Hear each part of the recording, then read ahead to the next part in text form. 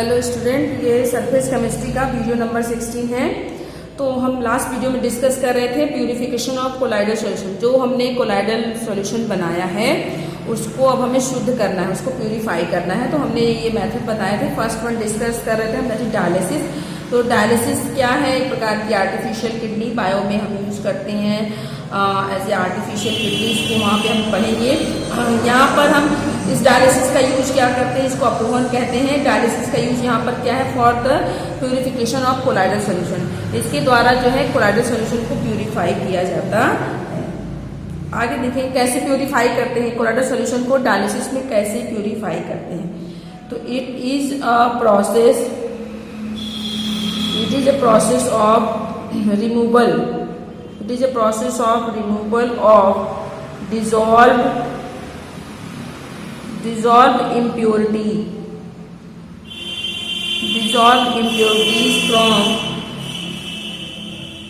from colloidal solution by diffusion through a suitable semi-permeable membrane या parchment paper, semi-permeable membrane is called dialysis। तो देखिए इस प्रक्रिया में क्या होता है, इसको डायग्राम से भी हम देखेंगे। तो डायलिसिस अपोहन वह प्रक्रिया है जिसमें क्या करते हैं, जिस प्रक्रिया में क्या करते हैं, कोलाइडल सॉल्यूशन से या कोलाइडल सॉल्यूशन में उपस्थित अशुद्धियों को दूर करते हैं। इसके द्वारा bye diffusion of suitable semi permeable membrane. तो इस प्रोसेस में क्या करेंगे, सबसे पहले कोलाइडल सॉल्यूशन को एक सेमी परमिएबल मेम्ब्रेन या जैसे पर्चमेंट पेपर हमने ले लिया, पर्चमेंट पेपर या सेलोफेन पेपर, ये सब सेमी परमेबल मेम्ब्रेन की तरह काम करते हैं। सेमी परमेबल मेम्ब्रेन अर्धपारगम झिल्ली जिसको हम बोलते हैं, सेमी परमेबल मेम्ब्रेन के रूप में पर्चमेंट पेपर का यूज कर सकते हैं और आप जो है सेलोफेन पेपर का यूज कर सकते हैं। इसके पोर्स इतने छोटे होते हैं कि कोलाइडल सॉल्यूशन के पार्टिकल्स जो हैं वो इससे बाहर नहीं निकलते हैं, तो इसलिए हम इसका यूज कर रहे हैं। जैसे हमने एक सेलोफेन पेपर ले लिया, उसका एक थैला बना लेंगे और उसके अंदर हम कोलाइडल सॉल्यूशन को डाल देंगे। कोलाइडल सॉल्यूशन को डाल करके अब हम एक टैंक लेंगे, उसमें हम पानी भर देंगे, वाटर भर करके अब हम उस थैले उस बैग को जिसमें हमने कोलाइडल सॉल्यूशन डाला है उसको बांध करके हैंगर से टांग देंगे। अब जब हैंगर से टांग देंगे तो आपको धीरे धीरे क्या होगा कि उस पानी में टंगा हुआ जो बैग है इसमें कोलाइडल सॉल्यूशन है, बहुत स्लो स्पीड से कोलाइडल सॉल्यूशन में जो भी इलेक्ट्रोलाइट के रूप में जो भी उसमें अशुद्धियाँ उपस्थित हैं वो धीमी गति से निकल करके बैग से वो पानी में चले जाएंगे और हमारा कोलाइडल सॉल्यूशन शुद्ध हो जाएगा। इस प्रकार से कोलाइडल सॉल्यूशन से अशुद्धियाँ निकल जाएंगी और थैले में बैग में सिर्फ कोलाइडल सॉल्यूशन रह जाएगा। परंतु यह प्रक्रिया बहुत ही स्लो स्पीड से होती है। तो इस प्रोसेस को तेज करने के लिए इलेक्ट्रिक फील्ड जनरेट करते हैं जिसको हम बोलते हैं इलेक्ट्रोडायलिसिस। तो पहले हम इसका डायग्राम देख लें। तो सिंपल सा मतलब ये कि डायलिसिस वह प्रक्रिया है जिसमें कि हम बैग सेलोफेन पेपर के अंदर या सेमी परमेबल मेम्ब्रेन में कोलाइडल सॉल्यूशन को डाल करके अशुद्धियों को दूर करते हैं, उसे हम क्या बोलते हैं? डायलिसिस। तो इसका डायग्राम देखेंगे हम। तो जैसे ये हमारे पास एक टैंक है, ये हमारे पास एक टैंक है और इस टैंक में हम वाटर भर लेंगे। उसके पहले हम सबसे पहले क्या करते हैं कि एक थैला हमारे पास सेलोफेन पेपर का या पर्चमेंट पेपर का एक थैला है, बैग है और इसको जो है हम बांध देंगे। यहाँ पर हम इसको बांध देंगे और इसमें हम कोलाइडल सॉल्यूशन डाल देंगे। उसके बाद इस बैग को हम क्या करेंगे, एक हैंगर से कनेक्ट कर देंगे, इसको टांग देंगे इस हैंगर की सहायता से और इसमें हम भर देंगे वाटर। इसके अंदर हमने क्या भर दिया? वाटर भर दिया, वाटर है। और अब इसमें हम क्या लगा देंगे और इसके अंदर क्या है, हमारे पास कोलाइडल सॉल्यूशन है। इसके अंदर कोलाइडल सॉल्यूशन है, इम्प्योर कोलाइडल सॉल्यूशन, अभी शुद्ध नहीं हुआ, इसको हमने शुद्ध करने के लिए ही डाला है। और यहाँ पर ये जो है टैप लगा हुआ होता है जिससे वाटर बाहर, वाटर और जो है इम्प्योरिटीज़ को हम बाहर कर सकते हैं, क्रिस्टलॉइड जो इम्प्योरिटीज़ हैं। और इस ओपनिंग के थ्रू हम इसमें डिस्टिल्ड वाटर, इसमें वाटर डाल रखा हमने, डिस्टिल्ड वाटर डाल देंगे। तो देखिए क्या क्या चीज़ें हैं हमारे पास। ये क्या है, हमारे पास एक बैग है किसका बना हुआ है, पार्चमेंट पेपर। ये किस तरह से बिहेव कर रहा है, behave like semi permeable membrane की तरह काम कर रहा है। क्लियर। और इसके अंदर ये क्या भरा हुआ, दैट इज कोलाइडल सॉल्यूशन। वो भी कैसा है, इम्प्योर है, इम्प्योरिटी है, इसको शुद्ध करना है। तो इस, और ये क्या है, दैट इज हैंगर, इसको हैंग कर दिया है, ये हमारा है हैंगर। इसमें हमने ये क्या डाल दिया, डिस्टिल्ड वाटर इसमें भरा हुआ है।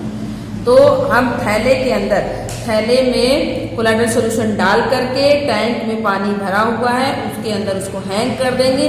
अब ये धीमी गति से, स्लो स्पीड से होता है, स्लो स्पीड से इम्प्योरिटी जो है बाहर निकल आएगी और कोलाइडल सॉल्यूशन के पार्टिकल बाहर नहीं निकलते हैं। इस तरीके से इम्प्योरिटी पानी में आ जाएगा और इस प्रकार से जो है डायलिसिस प्रक्रिया से धीमी गति से हमें शुद्ध कोलाइडल सॉल्यूशन प्राप्त होता है।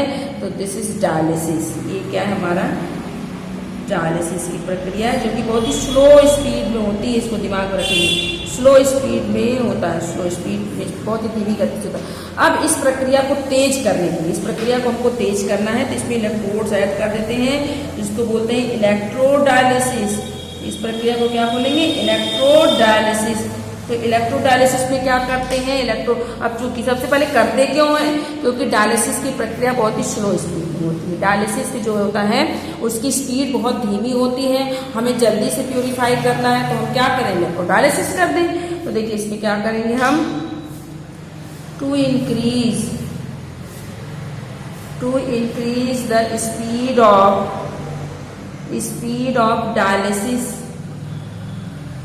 dialysis process, to increase the speed of dialysis process by adding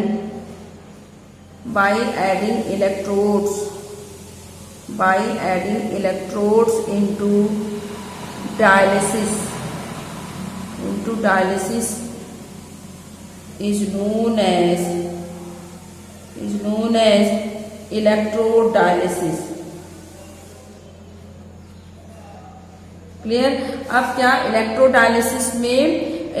dialysis प्रक्रिया में ही इलेक्ट्रोड्स लगा देते हैं। अब क्या होगा, in electrodialysis purification of colloidal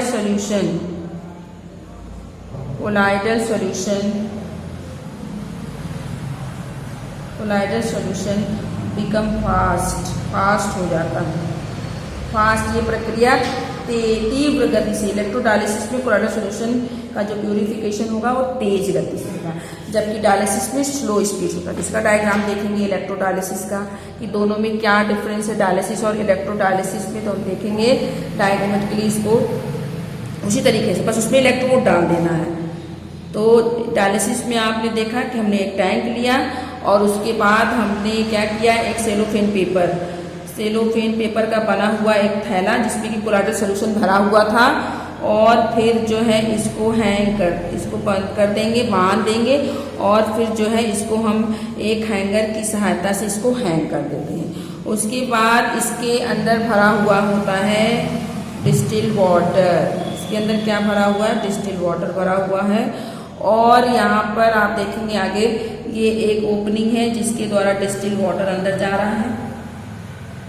distilled water, पहले डायलिसिस बना लें, उसके बाद ये एक ओपनिंग है जिसके द्वारा बाहर की तरफ जो है वाटर और साथ में इम्प्योरिटीज़ को हम बाहर निकाल सकते हैं, एक्स्ट्रा वाटर और इम्प्योरिटीज़ को बाहर निकाल सकते हैं इसके द्वारा। और इसके अंदर भरा हुआ है कोलाइडल पार्टिकल्स, कोलाइडल सॉल्यूशन। इसके अंदर क्या भरा हुआ है, कोलाइडल सॉल्यूशन। वो भी कैसा कोलाइडल सॉल्यूशन है, इम्प्योर प्योर कोलाइडल सोल्यूशन जिसको हमको शुद्ध करना है। और ये वाटर आपका डिस्टिल्ड वाटर भरा हुआ है। आप देखिए अभी तक जो हमने बनाया है ये डायलिसिस है, ये क्या है आपका डायलिसिस है। अब इसी में इलेक्ट्रोड्स लगा दें हम, इसी में क्या लगा दें इलेक्ट्रोड्स, एक तरफ कैथोड लगा दें और दूसरी तरफ एनोड लगा दें। तो यहाँ पर हमने क्या किया, एक तरफ कैथोड लगा दिया और एक तरफ एनोड लगा दिया। ये एनोड हो गया और ये कैथोड हो गया, इसको लगा दिया। जब इसको लगा देंगे तो अब ये प्रोसेस क्या हो जाएगा, इलेक्ट्रोड डायलिसिस, क्योंकि इसको लगाते ही जो प्रोसेस धीमी गति से हो रहा था अब वो तीव्र गति से, ये क्या हो गया, दैट इज बैग पाउच, जो किसकी तरह काम कर रहा है, सेमी परमिएबल मेम्ब्रेन। तो मेरे ख्याल से आपको समझ में आ गया होगा कि दोनों में क्या डिफरेंस है। वो डिफरेंस सिर्फ जो है किसका है, इलेक्ट्रोड। डायग्राम को देखें तो इसमें इलेक्ट्रोड लगा हुआ, वो बिना इलेक्ट्रिक फील्ड के, ये इलेक्ट्रिक फील्ड के।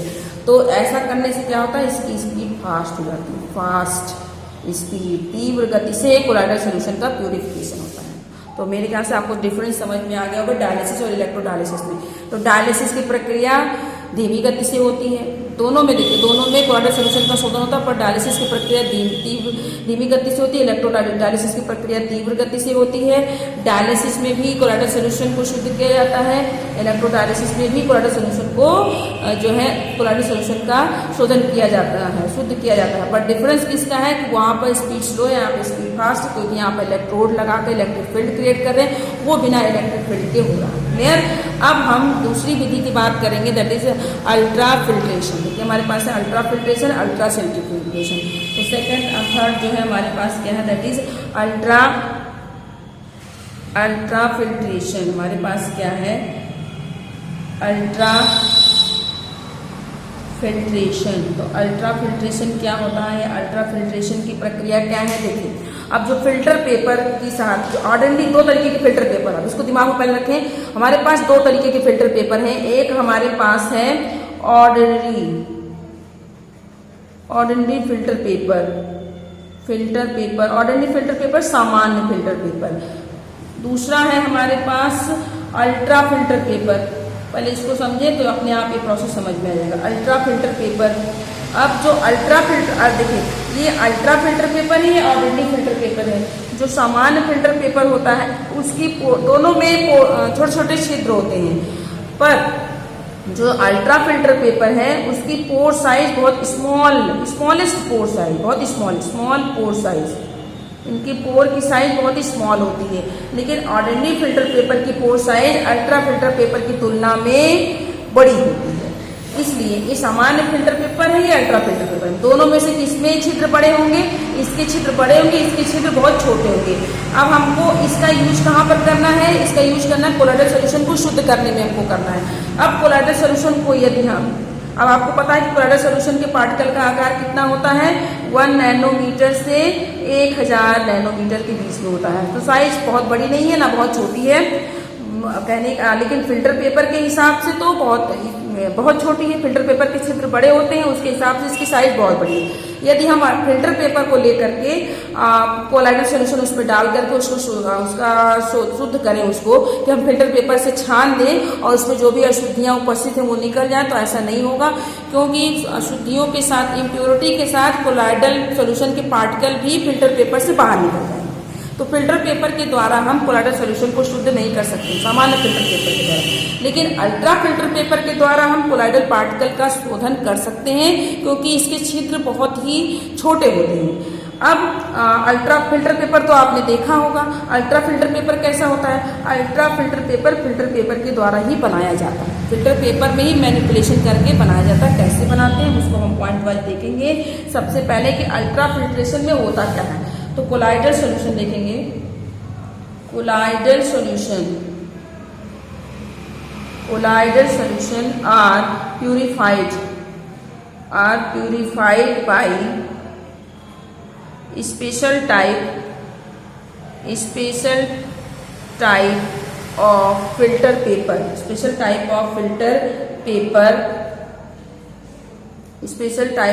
Paper called ultra filter paper. and this process is called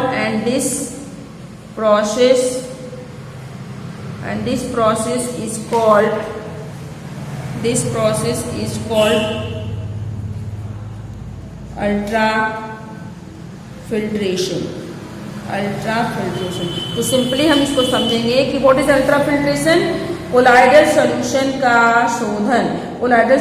का शोधन जब अल्ट्रा फिल्टर पेपर की सहायता से किया जाए तो उसे हम बोलते हैं अल्ट्राफिल्ट्रेशन। अब हम बात करेंगे कि अल्ट्रा फिल्टर पेपर कैसे बनाया जाता है। तो नेक्स्ट टॉपिक हमारा इसमें होगा अल्ट्रा फिल्टर पेपर। तो अल्ट्रा फिल्टर पेपर किसकी सहायता से बनाते हैं? इट इज मेड बाय, किसके द्वारा? It can be prepared by the help of ordinary filter paper. तो it can be prepared by ordinary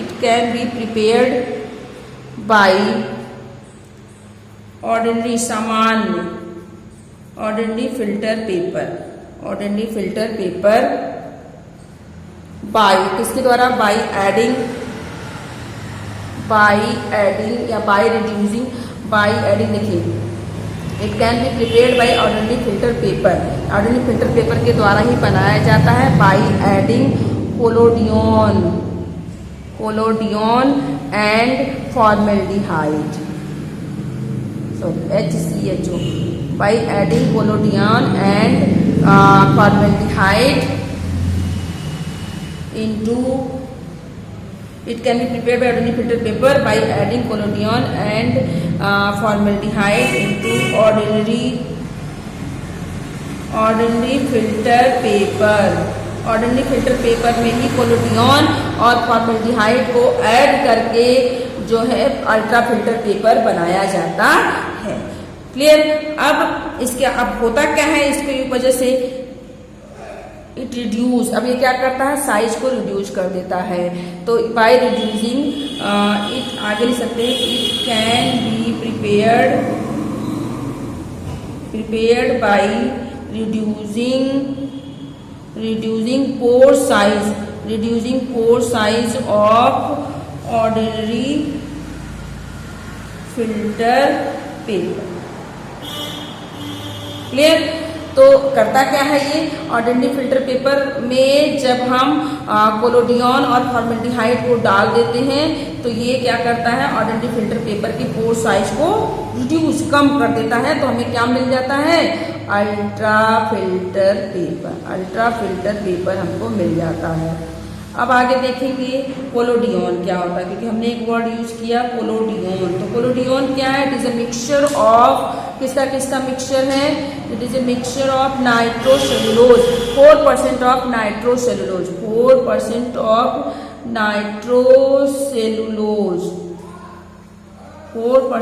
nitrocellulose plus इसमें क्या मिला देते हैं? इथेनॉल एंड ईथर इसमें डाल देते हैं तो हमें कोलोडियन मिल जाता है। कोलोडियन कैसे बनता है? नाइट्रोसेलुलोज में इथेनॉल और ईथर मिलाते हैं, कोलोडियन बन जाता है। पहले फिल्टर पेपर में पहले कोलोडियन डाल देते हैं। कहने का मतलब पहले फिल्टर पेपर में हम क्या डाल देते हैं? नाइट्रोसेलुलोज, इथेनॉल और ईथर का मिक्सचर डाल देते हैं। उसके बाद हम कोलोडियन में जब इसको डालने के बाद एंड आफ्टर दैट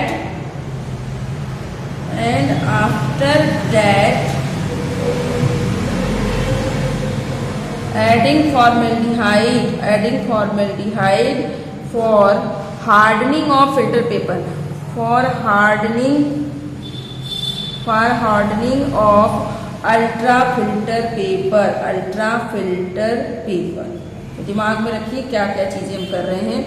देखिए, सबसे पहले ultra filter paper ordinary filter paper से बनाते हैं। क्यों? क्योंकि जब ऑर्डिनरी फिल्टर पेपर की साइज को छोटी करके। अब कैसे बनाते हैं? अल्ट्रा फिल्टर पेपर में कोलोडियन और फॉर्मेल्डिहाइड डाल करके। पहले जो है ऑर्डिनरी फिल्टर पेपर में पहले कोलोडियन डालते हैं। तो जब कोलोडियन को डालते हैं 4% नाइट्रोसेलुलोज और इथेनॉल और ईथर को डालते हैं तो पोर की साइज छोटी हो जाती है पर वो मुलायम रहता है, उसको छुएंगे तो फट जाएगा। तो फिर क्या करते हैं? उसी में तुरंत हम क्या ऐड कर देते हैं? फॉर्मेल्डिहाइड ऐड कर देते हैं। फॉर्मेल्डिहाइड जब ऐड कर देते हैं तो वही फिल्टर पेपर हार्ड हो जाता है और हमें क्या मिल जाता है? Ultra filter paper. तो सिंपल सा आप दिमाग में रखिए कि अल्ट्रा फिल्टर पेपर, जैसे हमको नहीं याद हो रहा है इतना लंबा चौड़ा, तो अल्ट्रा फिल्टर पेपर कैसे बनता है? Ultra filter paper is equal to क्या हो जाएगा? Ordinary filter paper plus collodion पूछता है क्या होता है, तो यहाँ बता सकते हैं कोलोडियन प्लस फॉर्मेल्डिहाइड। तो आपका क्या बन जाएगा, that is ultra filter clear. अब एक लास्ट टॉपिक बचता है फॉर द प्यूरिफिकेशन, वो क्या है, ultra centrifugation.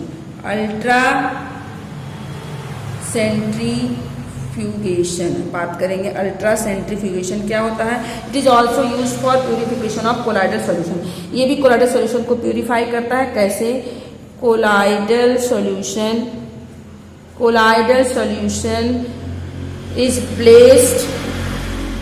is placed in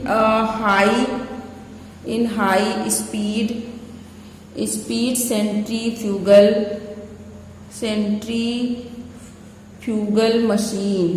centrifugal machine. Due to that, colloidal particles settle down। Clear. तो देखिए अल्ट्रा सेंट्रीफ्यूगेशन भी जो है कोलाइडल सॉल्यूशन की प्यूरिफिकेशन की प्रक्रिया है। इसमें होता क्या है, कोलाइडल सॉल्यूशन को एक बीकर में लेंगे, कोलाइडल सॉल्यूशन को बीकर में ले करके उसको हम क्या करते हैं, सेंट्रीफ्यूगल मशीन में डाल देते हैं। जैसे हमारे पास ये सेंट्रीफ्यूगल मशीन का डायग्राम हम हल्का सा बना दे रहे हैं। तो इस तरीके से सेंट्रीफ्यूगल मशीन में ये 4 आपके ये ट्यूब बने होते हैं। इस तरीके से ये 4 बने हुए होते हैं। सॉरी गलत कर दिया हमने, ऐसे ही रहेगा। उसके बाद ये इस तरह का बना हुआ सेंट्रीफ्यूगल मशीन, और इसमें ये हैंड लगा होता है, और यहाँ पर जो है आपका ये इसमें ये लगा होता है। अब इसको हम क्या कर सकते हैं, इसमें ये लगा हुआ हैंडल, इसको रोटेट कर सकते हैं।